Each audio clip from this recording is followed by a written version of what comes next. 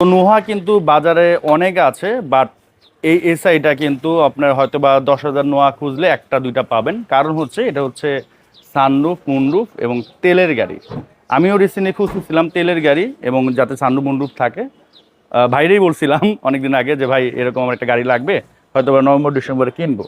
তো যাই হোক, এর আগে ভাই আনছে, কোনো এক যার ভাগ্যে আছে তার কাছেই যাবে। তো ভিডিওটা করার উদ্দেশ্য হচ্ছে যে অনেকে হয়তো বা খুঁজতেছেন, পাচ্ছেন না, তো আমার মনে হয় অটোমাস্টার চলে আসতে পারেন। এবং এখানে আরেকটা বড় সুবিধা, এটা কিন্তু আপনারা ফিক্সড প্রাইসে পাচ্ছেন, একবারে ফিক্সড প্রাইসে।